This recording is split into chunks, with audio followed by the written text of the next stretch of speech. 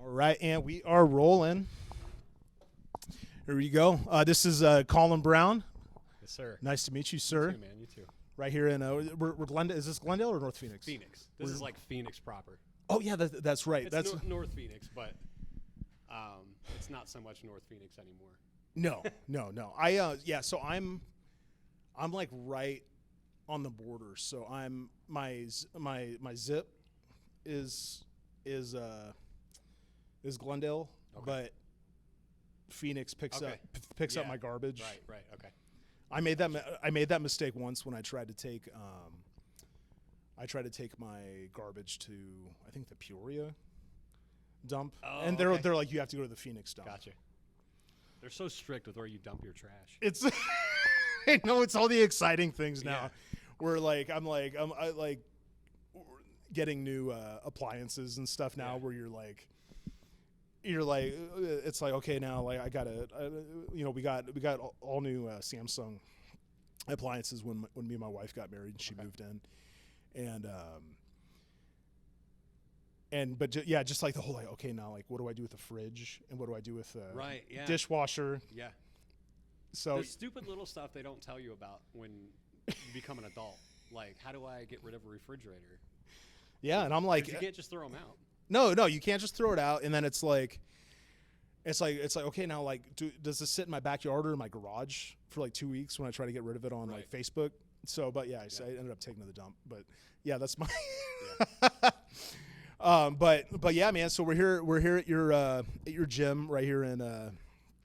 So this is like North Phoenix, 35th Avenue and Greenway Road. Greenway, where it's Trinity Fitness. You got some squat racks in here. Is it kind of like a CrossFit feel? So yeah, we do metabolic conditioning. So it's cardio combined with weight training, but we also have some strength training classes where we kind of slow things down and just focus on deadlifts, focus on bench press, focus on push press. So our bread and butter is our group fitness metabolic conditioning classes. We're not a CrossFit affiliate, but we do that style of work. Metabolic conditioning. Yeah. It's good. Yeah, we're a 501c3 nonprofit, so that kind of makes us unique. We're a faith-based nonprofit. We're not affiliated with any church or denomination. Yeah. But we are a faith-based nonprofit, at least as far as the IRS is concerned. So that's awesome. Kind of makes us unique. Yeah.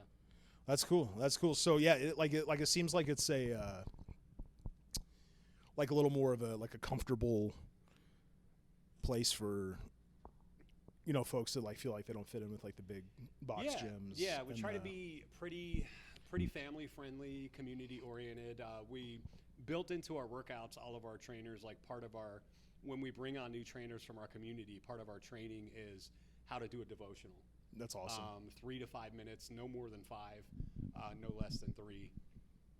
We kind of prep them how to do a quick devotional, and we pray before and after every class. So that's awesome.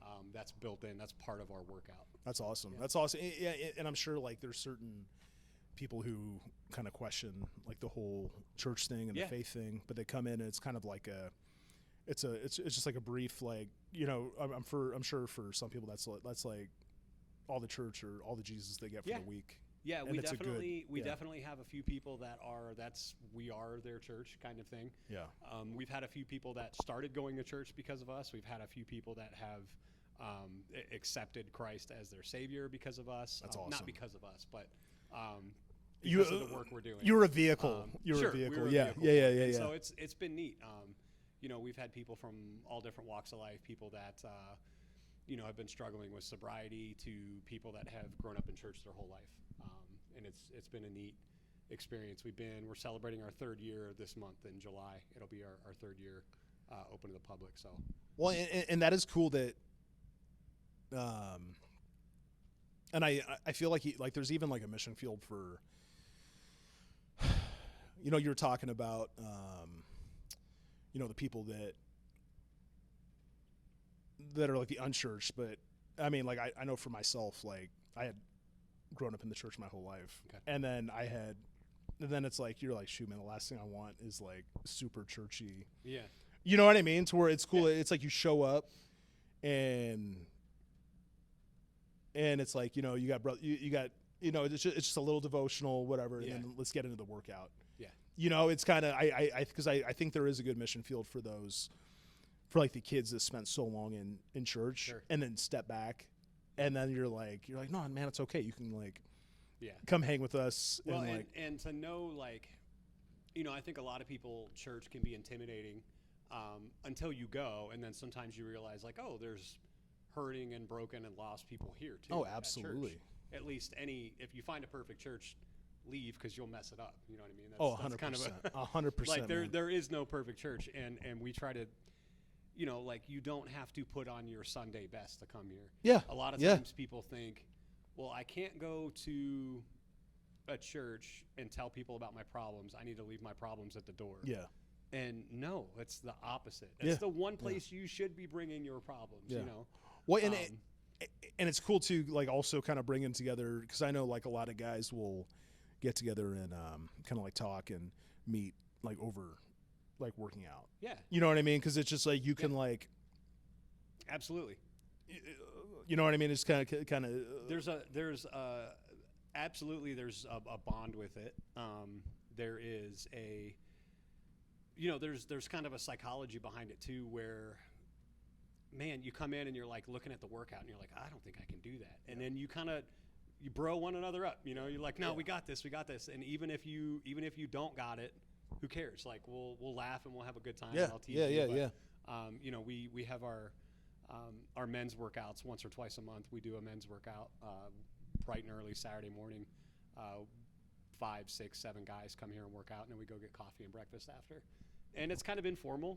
We just talk about work, talk about our lives, and try to build one another up and support one another and follow up. Hey, last time we met, we were talking about that thing going on at work. You know, whatever happened with that. And Yeah. so try to be intentional about just supporting one another. And, you know, like I said, it's pretty informal. It's nothing,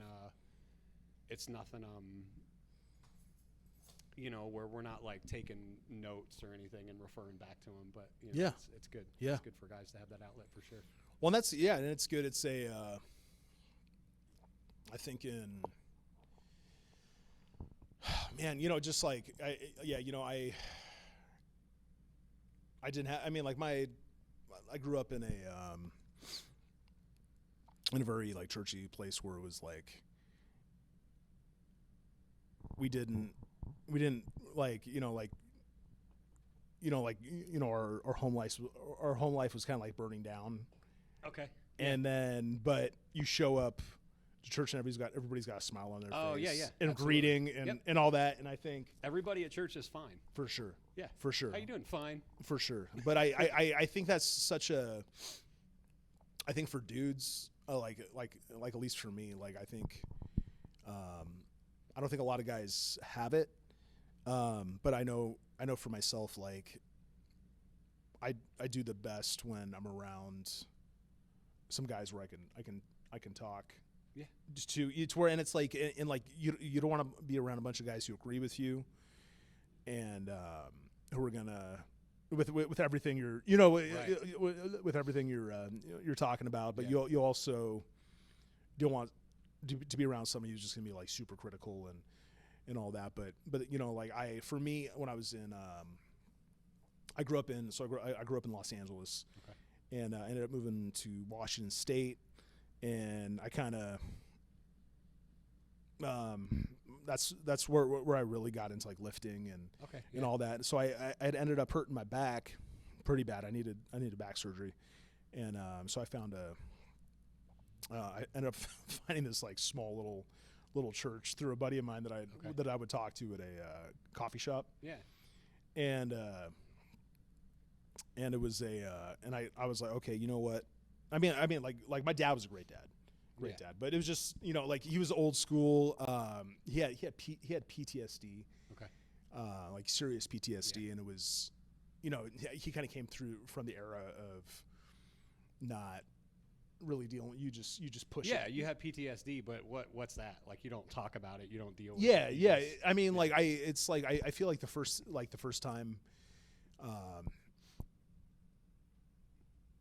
that was like really hit on was in the first Rambo. Oh, sure. Yeah. Where he had that breakdown Yeah. and all that. You know what I mean? And Yeah, you don't just turn it off. Nothing is over. Yeah. You don't just turn it off. yeah. which I do think. I mean, like, I don't know if Stallone like meant to do that, but I think he was kind of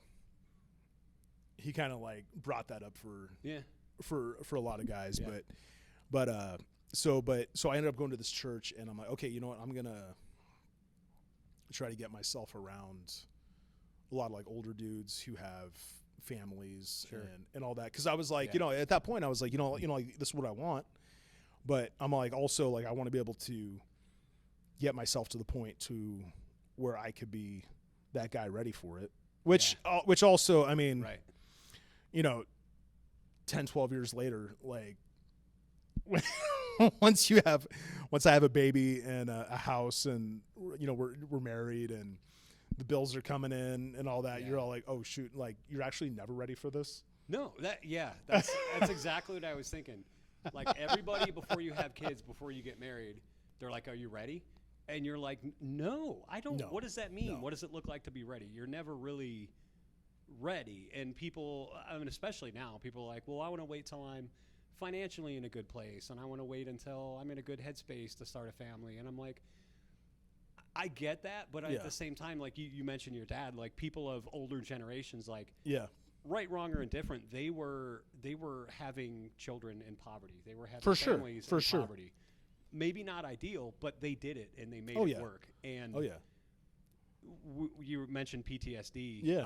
I think we've done two things. We've opened up lanes for men to explore that, and for men to be more open about that. But we've also, I think we've romanticized it in a way where we've made mental health such like an appealing thing to talk about, and we've made it like trendy. Yeah. And so I think there's a lot of where we opened up a lot of room for, especially men, to be more honest about it. We've also opened up room to be a little bit dishonest about it and romanticize it a little bit, and almost like I want to be, and I want to choose my words carefully. Yeah. No one wants to be depressed, but almost like where I want to be, I want to have a label. I want to have a condition, so I can put that in my bio on social media. Yeah. And be like, I identify with this mental illness. And for sure. We've almost, for lack of a better word, we've romanticized it, I think, probably a little too much. Oh, for sure, with like stress and like depression, and it's kind of like the same thing. I feel like the kids these days, like I'll watch on social media, people are diagnosing themselves with like autism, or bipolar, or whatever, and it's or somebody will like say like OCD, and I'm like, man, I don't know, man, like.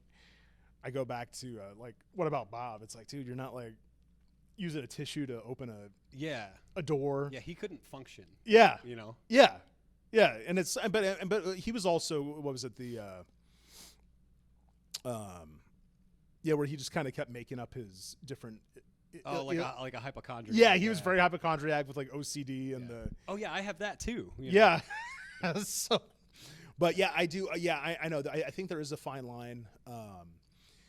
So I know, and you're a big like mental health guy, and we were going to get this in June, but also in true dad working class function, it's hard to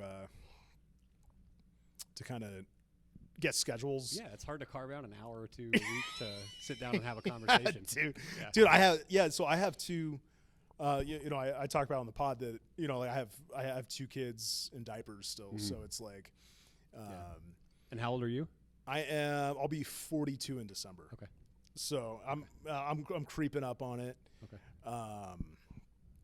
But I know it's like, for me, it's like, okay, all right, I gotta be like, hey babe, I'm gonna take an hour after work to go do this. I know you've been home all day. Yeah. So, but thankfully I do have a very supportive, that's awesome, wife. Yeah. She's not going to be like, you can go, 4 nights a week. So I'm like, okay, right. I'm like, okay, I'm going to space these out. And then, with the whole pod thing and, but yeah, man, it's, I've been, I'm in the middle of it right now with, our baby is, and I've been talking about it a bit, is he's been having issues sleeping with, and I think it's, so we're still nursing. He'll be 9 months this month, and then and then my oldest, he's gonna be 3 in August. Okay. So, but so we've kind of connected. So he's very like attached, to my wife since we're still nursing. So so we've swapped it. So now I'm the one getting up at night. I'm grabbing the bottle because she's still pumping a little bit. We still have some milk in the freezer. Yeah. And it's been working a little bit, and it's and I do think I think one of the good things coming out of that older generation. I mean, like my dad was pretty good, man. He was like he'd be up all night, but I do think that there was that kind of like that generation of I provide and I take care. So that's my job. Yeah. You know what I mean? And it's like, right.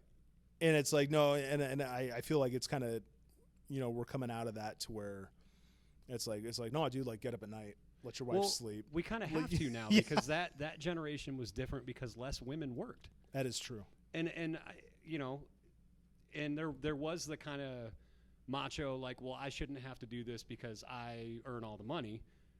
But the flip side of it was like the guy worked and was tired, and a lot of men, in that era worked dangerous jobs, worked thankless jobs, and women stayed home. The gender roles are a little bit less defined now. Like my wife runs a company, and so I lost my job. I was laid off in January of 2024. Okay.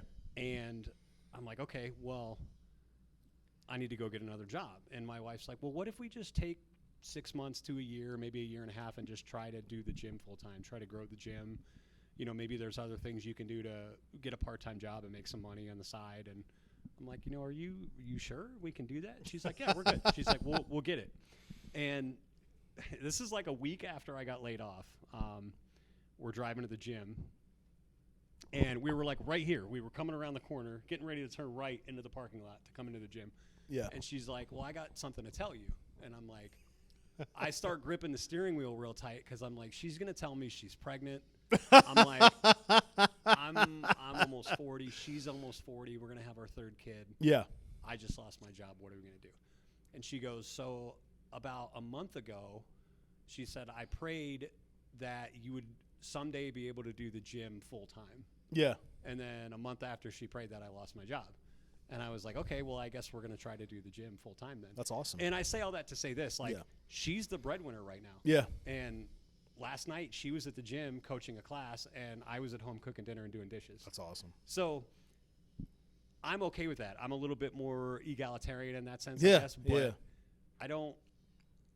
I do have friends and family that the wife stays home and cooks and cleans, and they're much more traditional, and I'm fine with that. Yeah. Too. Yeah. I think. Yeah, my wife isn't. She's definitely kicking ass doing it right now. But like we are on that same page where it's like, okay, well, we're not going to pay somebody to take care of them, like because we're talking about with daycare and stuff right now, to where it's like, okay, I really don't know these people, and it's like I can sit down with them for an hour and maybe I could pick something up, but you don't really know. But it's so expensive too. And it's so expensive. Childcare's so Dude. expensive. Yeah, it's like another mortgage. Yeah. It's another mortgage. So, but we are. So she works. My wife works from home. She does phones for and like dispatch and stuff for a HVAC company in like Sun City. Yeah. Like Buckeye. They're based out of Buckeye. Okay. But I mean, like she starts at 7. She's done at 5. So it's an all day thing. But she could be there to pick up the phone, but she's also there to give the baby a nap and give the kids a nap, lunch and all that. And so we are blessed that she could stay at home. But I also know that when the kids are getting ready to go back to school, she's gonna be like, dude, I need to get out of the house. Like it's not. It's definitely it's a lot. It's a lot. But I'm blessed that I was able to, when I bought my house, the market was perfect. It was at the end of 2018. Okay. And then I had a buddy of mine who literally locked me in when I did a refi like the day the market like crashed during COVID. Yeah, sure. So he locked me in like under 3%. Yeah. So like my mortgage is like $800 a month. That's awesome. So I can, and what I'm doing for work now, I've been in grocery, pretty much like my whole life. Okay. So I have the benefits, which is huge. Yeah. Which is huge because it's like I pay like, $300 a month for full great. medical and dental for everybody. Yeah. So it's like if I went somewhere else, like it would be like another mortgage payment to pay for benefits. So I'm like, okay, let me, keep doing this, and then she's bringing in more, and she's a huge saver. So even if we weren't tight, she'd be like, yo, like we're broke, because she's gonna be like I need to pack away some money for, you know what I mean? So she's a big saver, which is huge. It's huge. It's I spent most of my life as a bachelor and like just doing all the things I wanted, and it's I've always been good with like the whole like with the debt thing. Had a little bit of credit card stuff before we got married, but she's like she's big on like we pay stuff down, we save, and I feel like for guys it's kind of good to have that like we need that structure. Oh yeah. You know what I mean? It's like that, and I try to tell young guys, because I'm like, shoot, man, like I thought I had my stuff together before I had kids, and I realized like dude, like you don't truly know what you're made of until you have a family, until you're a dad. Yeah. You know what I mean? Like, absolutely. like, because there's a lot of guys who are the quote unquote, dog dads, and you know what I mean? Yeah. Like, I feel like it's cool. People can do what they want to do, but I do think it's a lot of guys kind of live like a little more of like a selfish life. Yeah. You know what I mean? But it's like, gosh, man, it's so empty, dude.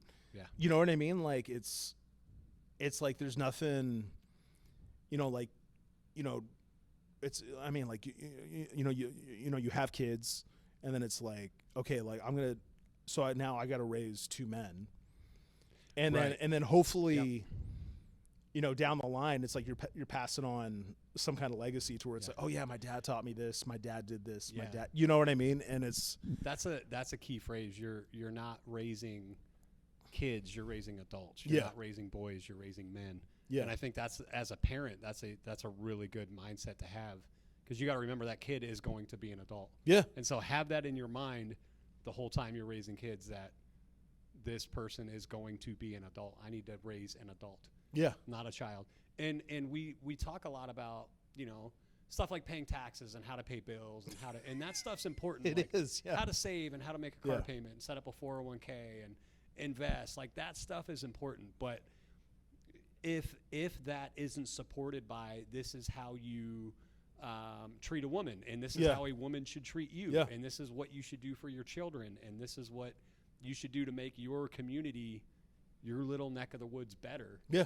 Then 100%. Then all we're doing is we're just training somebody to be like part of a system. We're not training them to make the system better. Yeah. Right? Yeah. Because anybody can go get a job and pay bills and have a family, but to have an impact is something totally different. And I think it's something that we've, just as like a culture, and as I mean, it happens to women too, but as men, like a lot of, we've been pushed out of certain segments of society. Yeah. You think of like suicide rate among men is exponentially higher than it is for women, and more women are graduating from college than men right now, and there's so many unseen and unspoken struggles that men go through that we kind of just ignore, and we're not teaching men like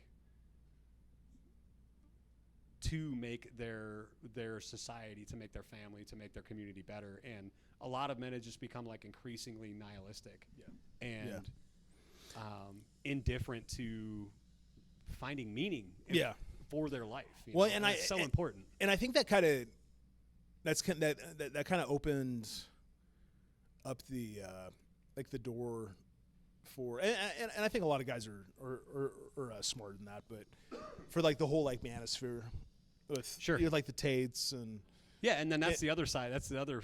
For sure. The other side of the for coin, sure. You know, to where it's like manosphere thing, to where they're like, yeah, man, you gotta be driving a Bentley and you gotta be pulling in this money. And I got this house, and and it's like, yeah, dude, but like, and it's like, like for me, like, and he's not even, in the same category, but so I like to listen to a lot of like David Goggins. Sure. Stuff like, and I use it when I get up at night and I go run trails in the morning. Because for me that like that's just like a little bit of, well, I was doing coffee, and like TMI, like I started having like issues with like, oh sure, where I'm like, you know what? No, say no more. I'm like, if I don't have a bathroom, like I need, but I'll do a little like caffeine drink, and then I'll hit it, and then I'll start listening to I have a Spotify thing where it's like it's Goggins and Jocko, but but I listen to this this hard drive from Goggins, and it's great, super motivational, gets me going and gets me running, and but it's also like, I'm like, gosh, dude, like, yeah, but I mean, like, it's like man, you're doing all this running and stuff, and it's like, shoot, dude, like, are you getting up at night with your kids?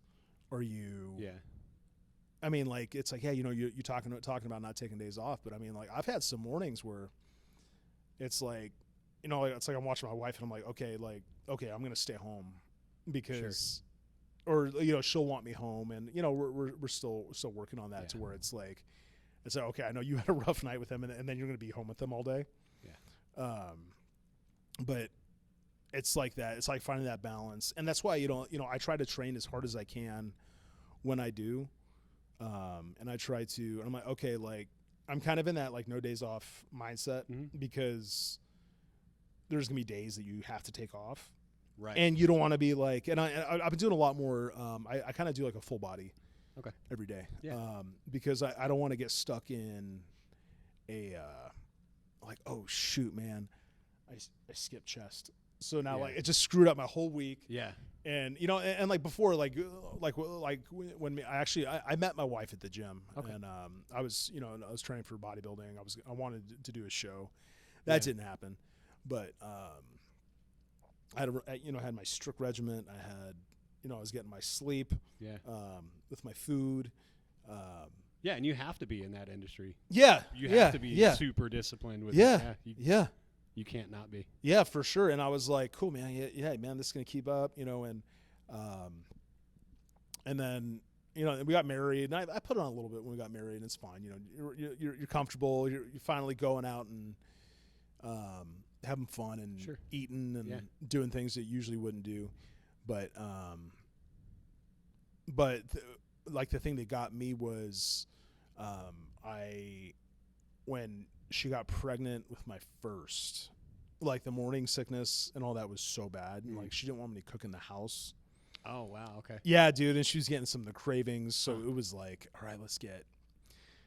And I'm like, I'm right there off 51st, so, and I'm like, they got Popeyes right there, they got, just that whole line of like really tasty, like terrible food. Oh yeah. That just packed it on, and like, or if it was like, it's like, I don't want to cook, let's do In-N-Out. I'm like, okay. Right. Which I do think, like, if you do In-N-Out right, it's one of the cleaner ways to go. Yeah. But I also, there's always protein style. There's always protein style, but I do love the, I'm a big pizza guy, dude. And if I could do pizza, dude, pizza, fries, dude, all that. But yeah, man, for me, it's just been like getting that balance back, and that, so like when I'm not getting a ton of sleep, I think like, oh cool, man, like that's like there's some carby snacks, whatever. This will just give me some energy, to where it's like, to where you're actually just eating more energy than you can use. Oh yeah. Yep. You know what I mean? Yeah. Like, well, you always eat more than you think, or you always eat more than you think you are, and you always burn less than you think you do. Oh, like for sure. You'll go for a hike and you're like, I only burned 100 calories. I feel like I'm gonna die, and I only burned dude, 50 calories on that. Dude, hike, I don't do the watches.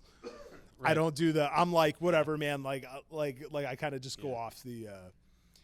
I go off the scale. I do have to be careful because I will. I had I would get a little obsessive in the past where I would just I'd be weighing every single day. Right. But I also don't want to not have a scale because then it's like when you don't look at it, and then you do, you're like, oh shoot. I yeah.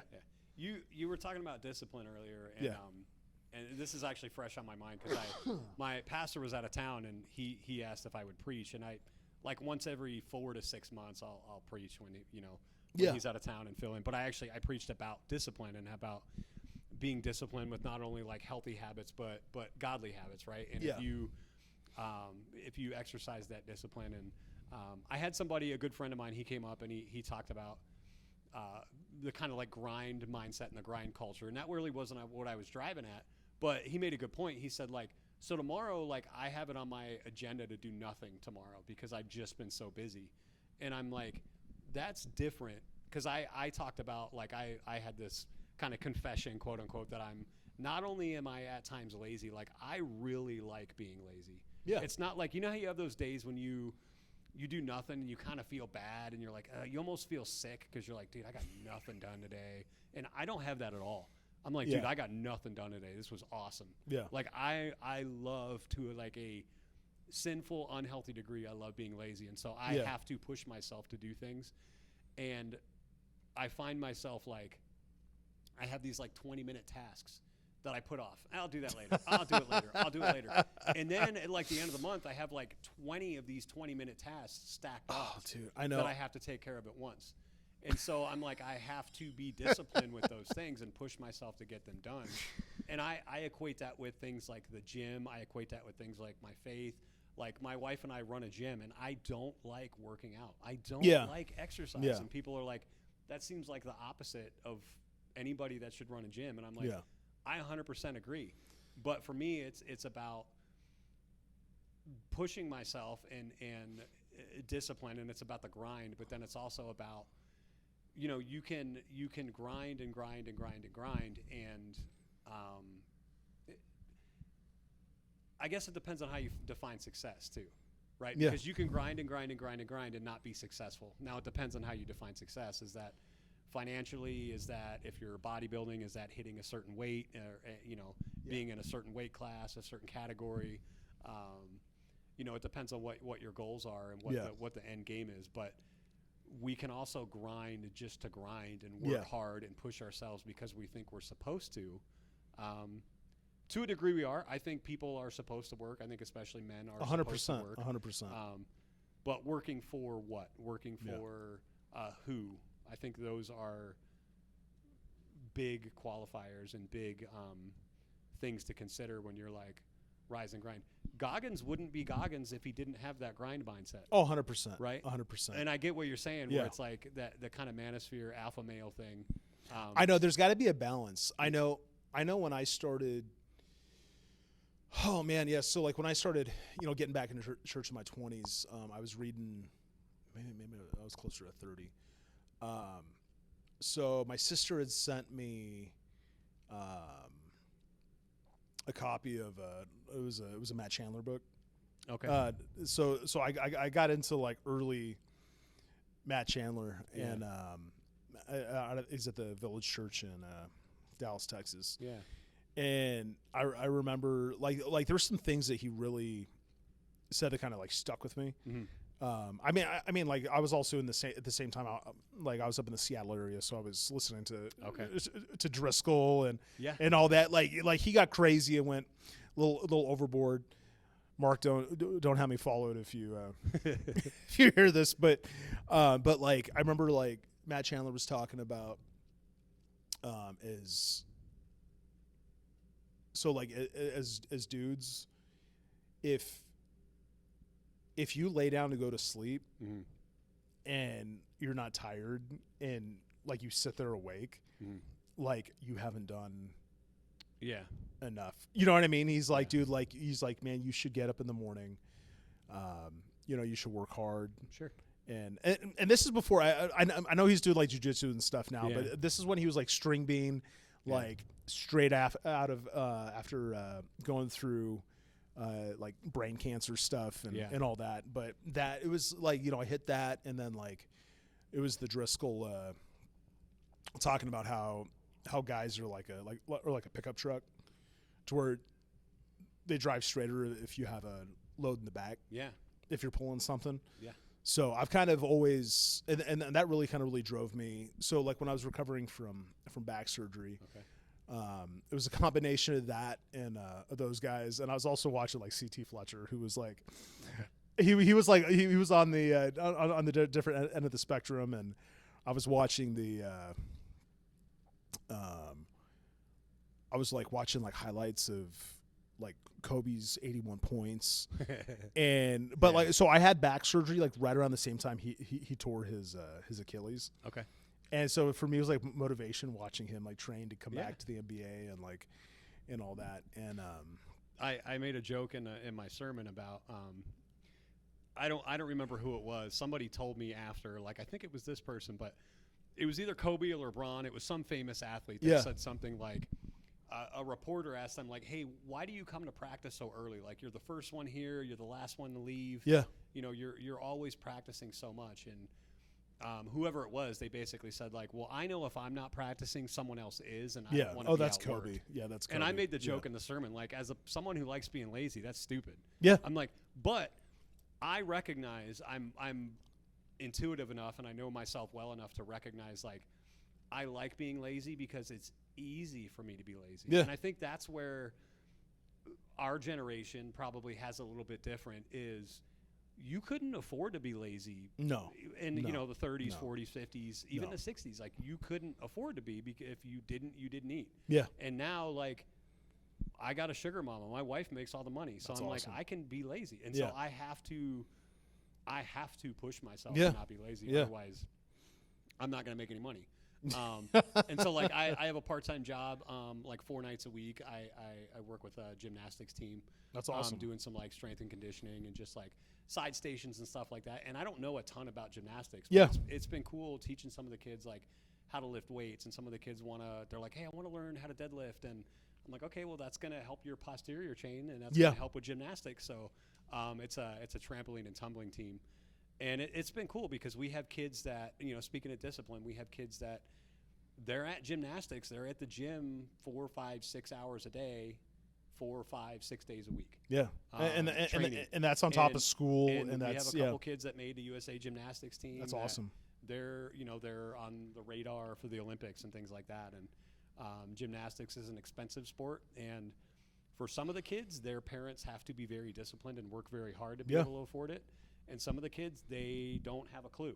Yeah. They're like, oh, $5,000 to go to Spain, whatever. Mom, I need $5,000. And I don't begrudge those people for being rich. No. But that gives you some perspective. As an adult, I can look at it and I see the kids that recognize, like, shoot, Mom and Dad had to work really hard for me to be where I'm at. I better they're do very a good grateful job. for it. Yeah. And then there's some kids that it'll be like, hey, we got to go to, you know, Rod Floor or Tramp, and they'll be on their phone, and they'll just like throw their iPhone down. Yeah.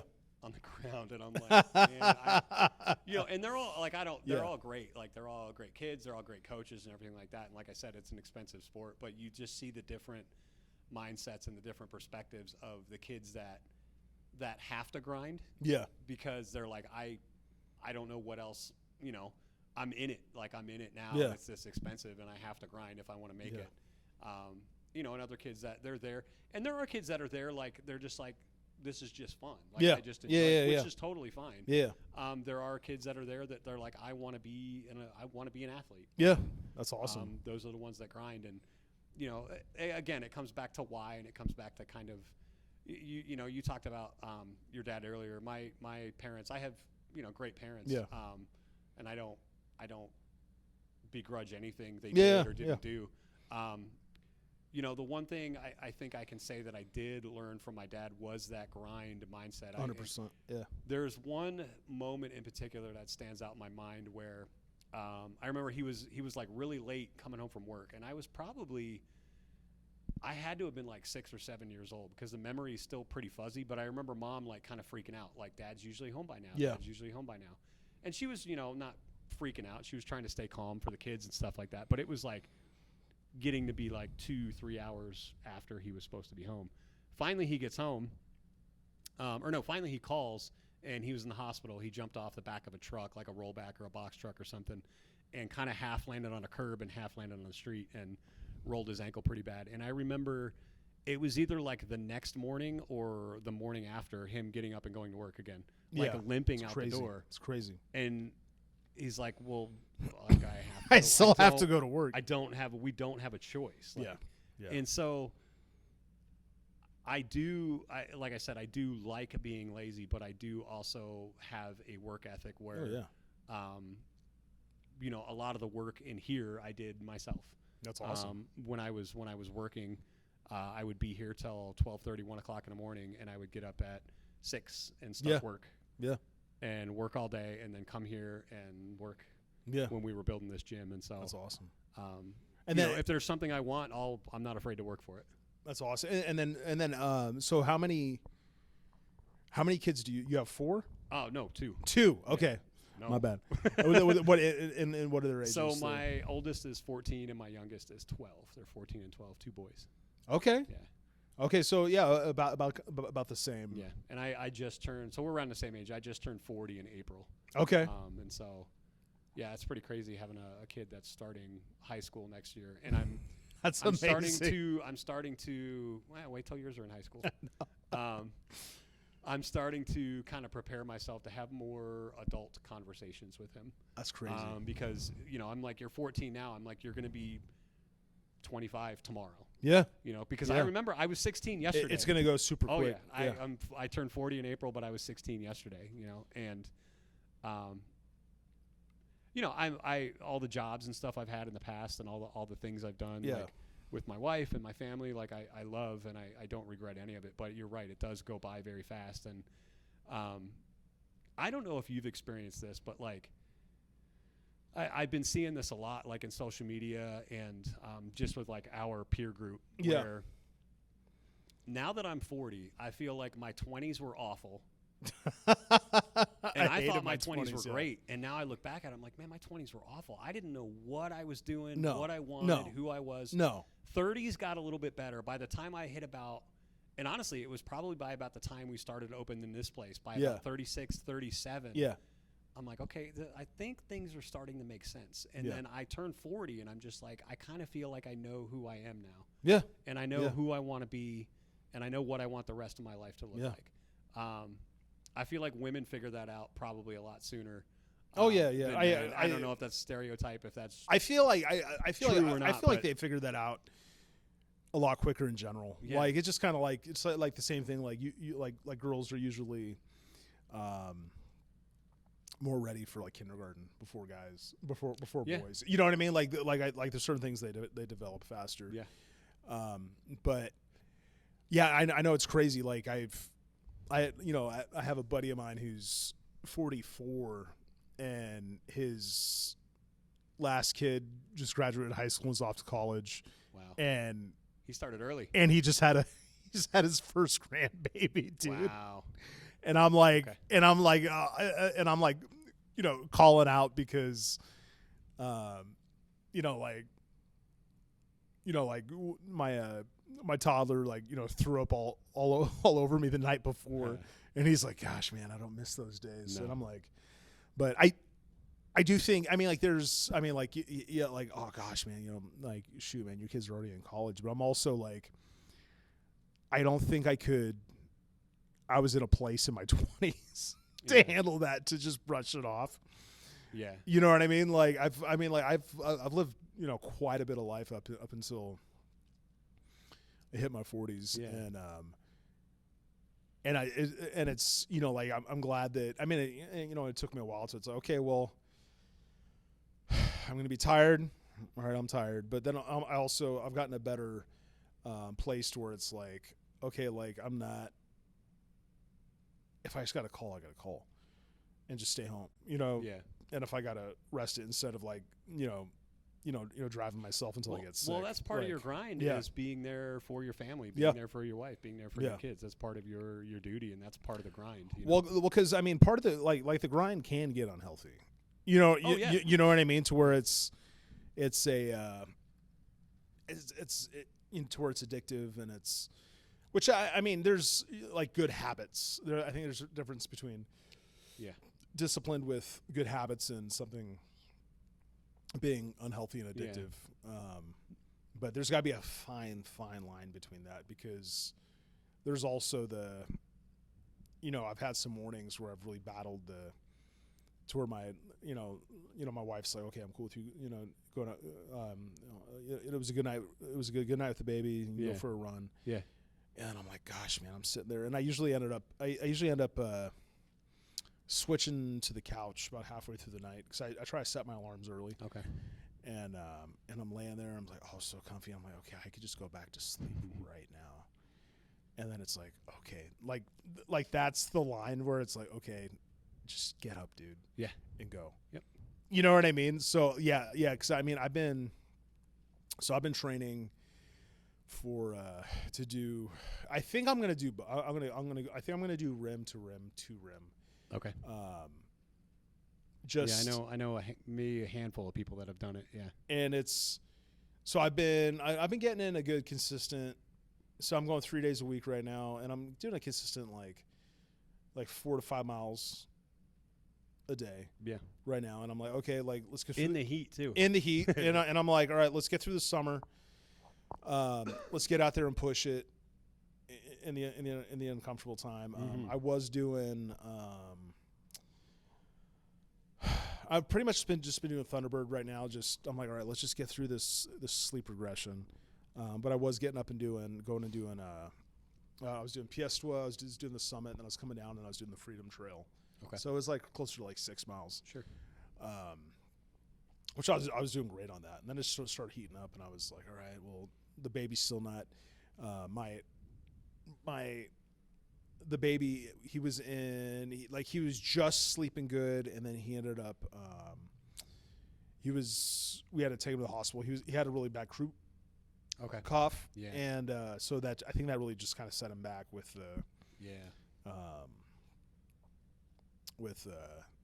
sleep schedule. So, and it is what it is. And I feel like when something like that happens, it just extends it. You're like, okay, we just lost any progress that we made. But but it's also like I feel like any big like life event. So I don't know about for you. So before the baby came, we had one of those little we have one of those little kid toilets. Sure. Yeah. And so like pushing 2, my son was using that toilet. He was getting up, going peeing. We're like, okay, man, dude, shoot, man, I'm gonna get this kid potty trained. Yeah. He was saying please for everything. He had all of his, you know what I mean? We're getting some of the talking stuff down, and then boom, brother came, and a little bit of a regression. Dude, I can't get this kid to say please. Yeah. He gets some of the signs, like there's a little regression with the speech stuff. Yeah. He's a little slower. He's a smart kid though. I mean, dude, he do puzzles. He does. There's other things he's got figured out. But he's starting to get more like words together. He knows his ABCs. He can count to 10. Yeah. Which I will say I got to give Miss Rachel some props for that, because she's definitely helped with that. Yep. But I'm like, gosh, man, it's just like you're like, oh man, it's like, dude, like you just had that, dude. Yeah. But I don't know if you had the same thing with your boys or with your kids. I mean, I gotta I don't know, to be honest with you, because my wife did so much of that because I was working. That's true. That's true. You know, she did so much of that. And it wasn't that I was like uninvolved with the kids, but so much of what my kids learned early on was because of her. And, you know, not to say they didn't watch YouTube and they didn't watch DVDs and stuff like that, because they definitely did. Because my wife worked too. She, just like yours, she was fortunate enough to to be able to work from home. Yeah. While she had the kids, and there were days where she went to the office if I was off, or days where she took the kids to the office, and when my older one started school, she would take the younger one to the office with her and things like that. And so, you know, they definitely, I think it's like any kid, they go through phases where either educationally and cognitively they'll have milestones, and then they'll have setbacks, and then they'll have milestones, and emotionally too. Like right now I have a 14-year-old, and he's a lot like me, where he's very moody, very particular, which isn't a good combination. Well, and like moody, particular people aren't easy to live with. My younger one is much more.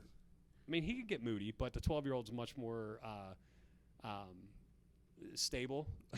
And is just smart as a whip. I mean, honor roll every That's quarter. Awesome. You know, and I always tell my kids, like, I care less about your grades than I do your attitude and your behavior. Yeah. Get good grades, work hard, but if you get C's, I don't care. Yeah. Like, work hard, but I care more about like what your teachers and what your peers say about you. That's far more important to me than grades, because C's get degrees, D's get degrees. You know? The only reason I ended up graduating with a 3.0 was, I think it was a middle school. It was either middle school or high school. My dad's sister, my aunt, would pay me for a 3.0. Okay, yeah, sure. I'd have to have it. Pay kids for grades. Why not? So, but I mean, what didn't mean I got B's and everything. I'm like, okay, like I'm gonna get the A's in gym and a few things that I really like, and then like I'll be getting a C in like with like the math and the science and whatever, I mean, and then you played the game, man. And I'm like, okay, we're gonna figure this out. But she paid me every quarter with that. That's good. So, and I mean, you know, you'll see your kids. So I was gonna ask, do you your older kid, do you get any alone time with him? Yeah. Okay. Yeah. I was gonna say that'll be huge, where you kind of separate them. Yeah. Where your oldest gets time with dad, because then it just makes him feel like, oh, this is mine. Yeah, we're definitely starting to do more. So, like yesterday, I took him we went to Stratosphere right there. Okay, the trampoline park, and we went and did some stuff, and he went and bounced around for a little bit, and then I had brought lunch for him, and then he's obsessed with pizza too, man. So for some reason, like we had never gotten food there, but he went up to the counter and he knew that there was gonna be pizza here. Oh man! So I had like a picture of it or something. Yeah, it was like I was like all right, so we got to get you a little cheese pizza. Yeah. But we did that. Yeah, he had a blast. I do. When it's cool, I usually get him out and hike with me. Yeah, cool. So we'll see how he transitions. He's getting too big for his backpack, and he's just getting he's just too long and all that for it now. And his brother's gonna have to start wearing that. But I do think until his brother's a little bit older, I'm gonna keep doing the hiking stuff, like our thing. Yeah. For right now. Because he gets out there and he we talk and he he throws some rocks around and does that whole thing. Well, even just having that presence and that stability and that routine is huge, and it doesn't have to be hiking. It can be anything. My younger kid, older boy is a little bit more into fitness, the gym, a little bit more athletic. I mean, he's not really into sports, but he likes push-ups, pull-ups. He comes here once or twice a week and works out. Younger one is much more. He's into like coding and stuff like that. So that's cool. Grandpa's teaching him how to code and things like that, and which is fine. It's great. He'll probably make more money than any of us. But it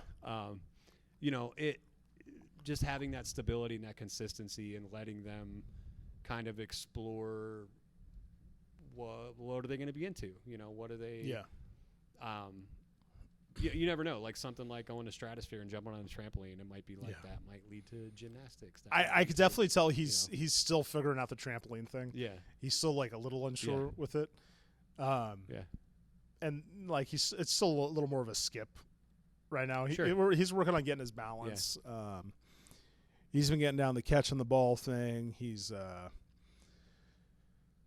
But also, I'm like, gosh, dude, I'm like, I kind of just I'm trying to get him to just pick things up on his own.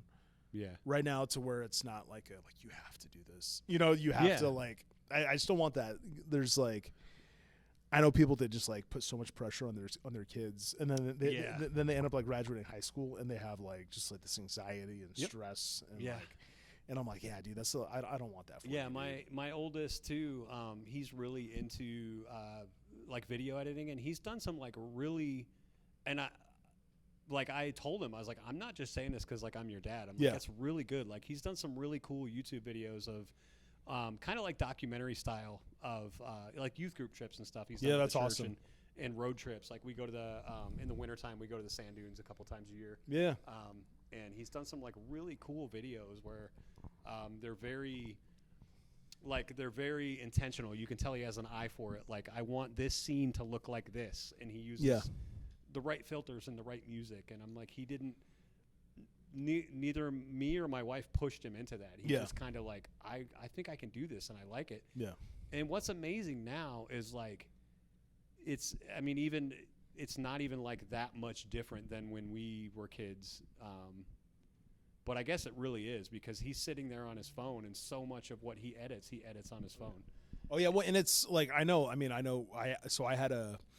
90s, I had a camcorder that took a VHS tape. Yeah.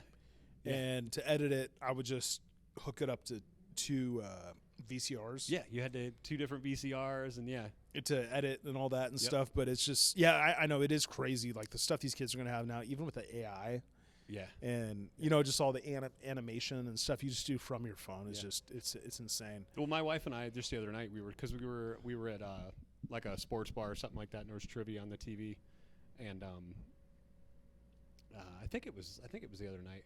It was something about AOL came up, and it was just like, I remember dial-up, and I was like, I miss AIM. I miss AOL Instant Messenger, because because my life was like a lot simpler back then. You think when you're a teenager, like all these things are super important and complicated, and everything is, you feel everything. But man, if I could go back to being like 14 again, like, not that I would, but like I just remember that feeling of how cool everything was, like the late 90s, early 2000s. Sure. And it might be, I'm sure, like my parents think that about the 70s, like when they were coming of age, they're like, oh, things were so much better back then. I don't know. I think the late 90s, early 2000s, like that's when we peaked. For sure, 100%. That's when we peaked as a society, man. Yeah. We peaked with Limp Bizkit, and it's been all downhill. It's all been downhill, dude. Then. It's man. It was, like our kids, they're I think there's pros and cons to it. They're able to explore a lot more now. Yeah. And they have, he's doing this thing now too, 14-year-old.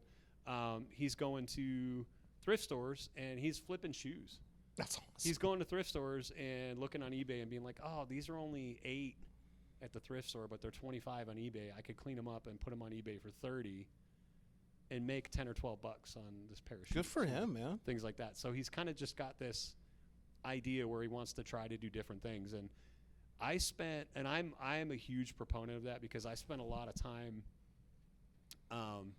The job I got laid off from, I spent a lot of focus and a lot of time on like being ambitious and wanting to climb the corporate ladder, and ended up getting laid off. And now I'm like, I don't ever want to work for anybody else ever again. Yeah. Like I want to work for myself and my kids, and that's it. I don't want to have to answer to anybody.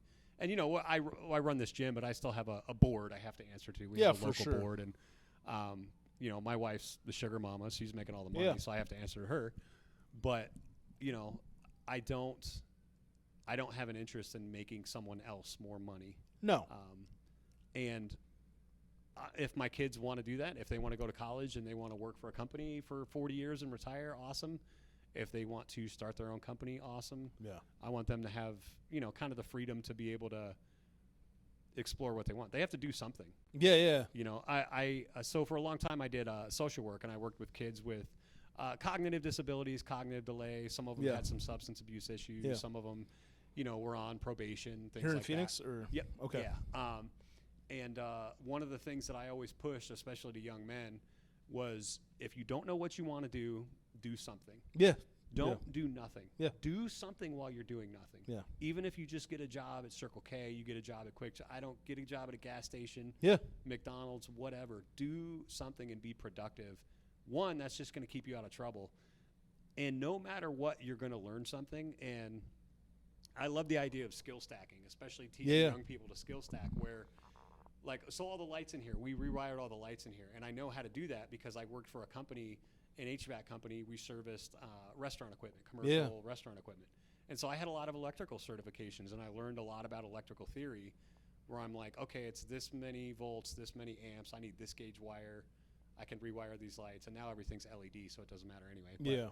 But, you know, I can do things like that. If an outlet goes out in the gym, I can shut the breaker off and replace the outlet. That's awesome. I just awesome. know basic electrical theory. I don't have to pay somebody to come out and do That's it. awesome. And so, you know, skill stacking like that where you don't take a job for granted. If my kid gets his first job at McDonald's, that's what I'm going to push. Like, learn something, learn a customer service skill, learn whatever you need to learn. Take something away from it. You know? Well, and like, I mean, customer service it's literally the same everywhere you go. You know, whether you're going into whether it's at a grocery store, restaurant, or even like, dude, if you're going into law enforcement or, you know, it's the same skill set everywhere. You just it's just like how to talk to people, how to de-escalate issues, how to, you know, it's, there's waiters and waitresses that are good at what they do, making probably twice as much money as I'm making right now. 100%. You know, I had a couple friends, they just got back from Vegas, and they were kind of half complaining about their server because, like, he was so good at getting us to spend money. Yeah. He's like, he was such a good server, and was like, oh yeah, I'll have another drink, and before you know it, our bill's like $500. Yeah, that's perfect. That's amazing. Yeah. So, but yeah, man, that's yeah, man, you know, it's just I know it's kind of cool just like listening to just like other dads that are kind of going into that are like in different stages of life right now, because I'm like, all right, man, we're in the thick of it. Yeah. Let's just get through it. Yeah. Well, I would even say, like, I would push back on that a little bit. Don't just get through it. Yeah, that is true. Like, enjoy it. Enjoy it. Enjoy it even when it sucks, because it's gonna suck. It might suck. It might suck for a long time. And like I've found too, if I look back now, I found where like job is going really well. We're making decent money. Yeah. But like the marriage is struggling, the kids are struggling, or whatever. And then it goes the other way. Yeah. Right now, like my wife and I, next month we're celebrating 20 years of marriage, and I can't speak for her, but I think our marriage is as strong as it's ever been. Which is funny because, like, financially, we're probably struggling more than we have in a long time. Yeah. Or, you know, her company's doing well enough, but like I haven't had a full-time job in a year and a half, and so, you know, finances are tight. But like, we're focused on like each other. You know, we're focused on each other, and that's the biggest thing about marriage and family is like, we always tend to like. We look at how other people aren't loving us instead of what we can do for them and how we can love them. And that's something I've learned running this place is like I have to serve others because for sure. That's literally my job as a trainer and as somebody who runs a gym. Like I have to try to take care of my trainers. When I'm running a class, I have to try to take care of my people and pour into them. Yeah. And so you end up realizing like, okay, finances are tough. But like my relationship is really, really strong right now. Yeah. And, you know, it's not necessarily like you have to sacrifice one for the other, because you can definitely do both. Yeah. But it's hard when, you know, there's a lot of younger people than us. Thinking back to like my old job, I worked with a lot of people that they turned 30. Yeah. And they were freaking out about turning 30. And I'm like, it's not that big of a deal. No. Like, your 30s, they're tough, but it's not that big of a deal. Yeah. And a big part of the reason they were freaking out about turning 30 is, and I don't want to say it was, like, selfish, but they were very short-sighted. They didn't think about, like, you mentioned, like, the dog parents. They were very much that mindset of, like, dog parents. And everything they had was, like, well, what's the new show on Apple TV? What's the new show on Netflix? Everything was very consumer, what's right in front of me, rather than like, how can I make my community, my neighborhood, my family, my neck of the woods better? I literally haven't watched a show for myself in probably like a year and a half. Yeah, year and a half. Like my wife and I, we hardly ever watch so TV. Like and I don't say that to brag. We just don't. We don't have time. And like talking about so the difference between one kid and two is at least like when my oldest, when he was a baby, he could nap. Cool, we could watch something, take a nap, chill, spend some time together. But now it's like they're both on like kind of different schedules. And like like we're trying to get them in the nap at the same time, but it's not. It doesn't always work. Yeah. So and it's like, and I'm like, okay, like my wife's gonna watch her shows, and it's like, okay, like, and it's like, well, I got some time off, and it's usually like, all right, I'm just gonna take a nap too with the kids. You know what I mean? So, but it is kind of nice. It is kind of cool not to have to have sitting there and catch up with all the younger folks talking about their shows and this. Well, and that. And I don't care anymore. No, I find like, I watch a lot of YouTube and stuff like that. There's some YouTube channels I like and some stuff that's really entertaining and fun. But I just don't have there's a lot of stuff that just doesn't really catch my interest. And I don't know if it's just me. I've changed. I don't know if it's like, I feel like TV shows have changed a little bit. They're like, we watched Breaking Bad. I really like that. I like Ozark. Like, I like really dark stuff where there's like no good guys. For sure. For sure.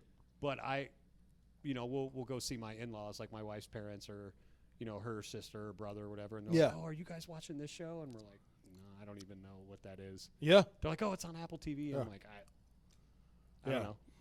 Yeah, my wife watches like all the reality stuff, like the Bravo and whatever. Sure. She's watching one now where it's like it's like Kardashians meet like a farming community. It's like junk food TV. Yeah, it is have a little bit of that every once in a while. That's fine. So, but now I'm like, cool, man. I'm starting this, this pod thing, and like, I was, like originally, so like I'm getting into, the trail running, and then I'm like, oh shoot, man, like I'm trying to get into hunting. I just got a compound bow that I'm gonna start working with. Okay.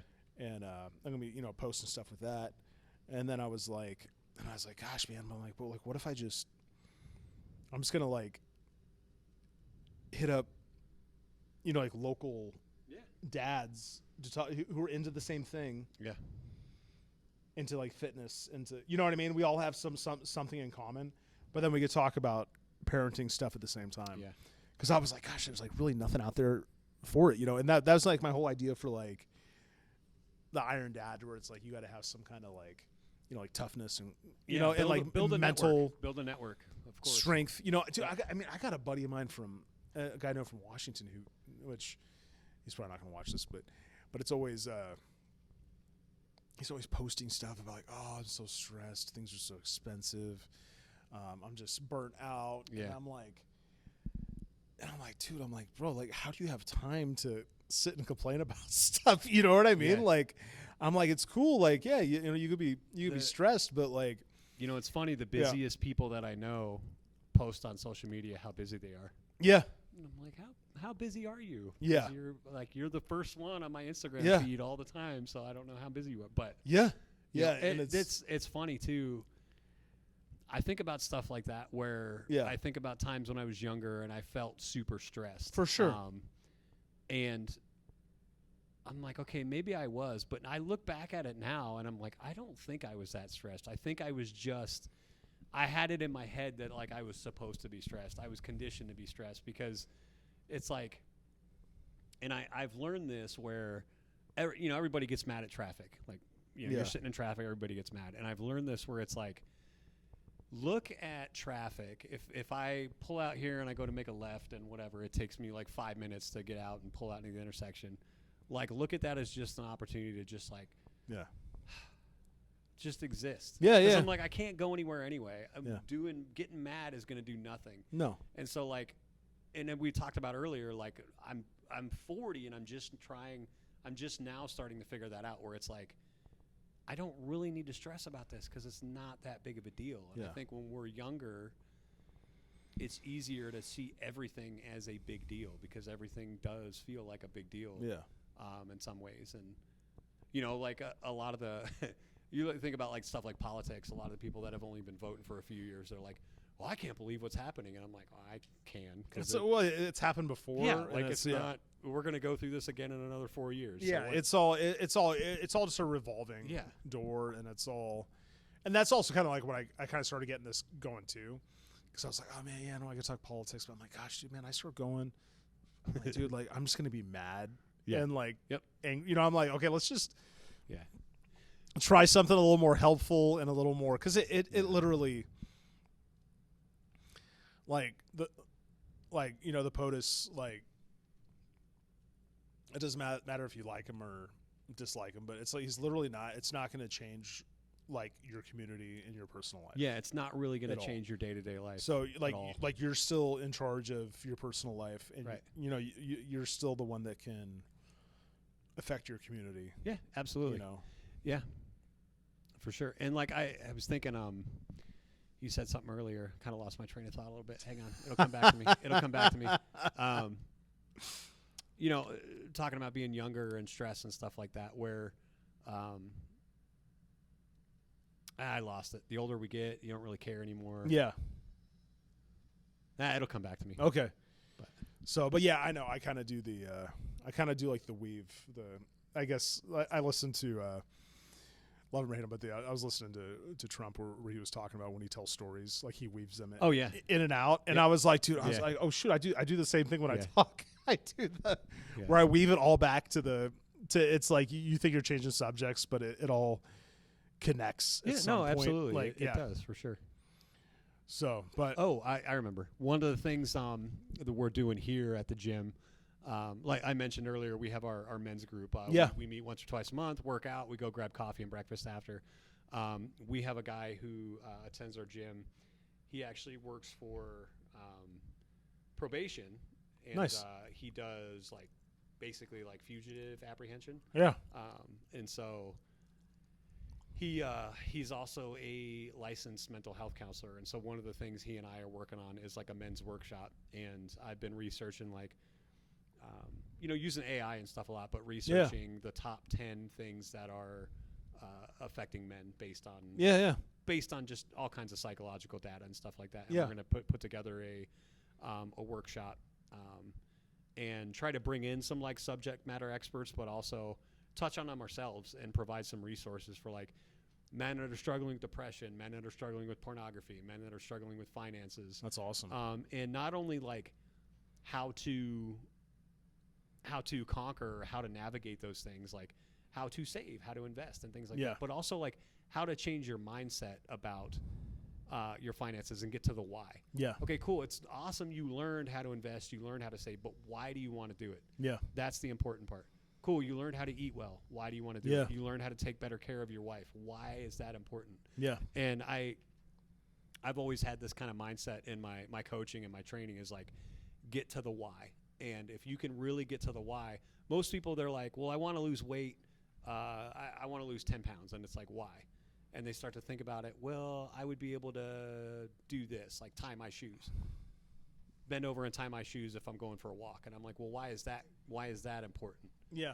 And most of the time they want to see, feel, or experience something. It's not the practical thing of wanting to be able to bend down and tie their shoes. It's the why of I want to feel like I can do it. I want to feel like I can conquer this. I want to feel like I can.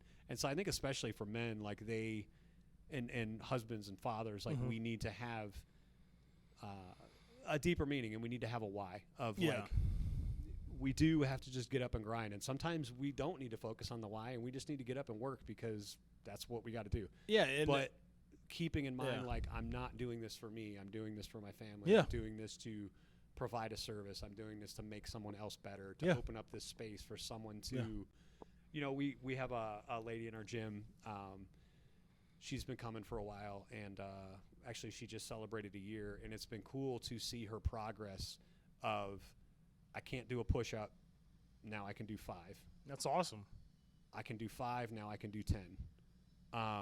And she's been amazing. It's been really cool seeing her progress and her motivate herself and use, her faith and her life experiences to stay healthy. And that's my big thing is like, I want people to focus on their health so they can serve their family better, so they can serve their employer better, so they can serve their churches better. Yeah. Like if I could pitch like a bulk gym membership to like a church congregation, church gives us $250 a month. That gives 10 of your members gym memberships. Yeah. Like that would be huge for me because like the Sunday school teacher that wants to be around and be able to get on the floor and play with little kids and stuff like that and be able to pick up babies. And I want them to be able to be healthy enough and strong enough to be able to do that in a way that not only edifies them and makes them feel confident and good, but in a way that builds up the people around them, builds up their family, makes their health insurance at their job cheaper,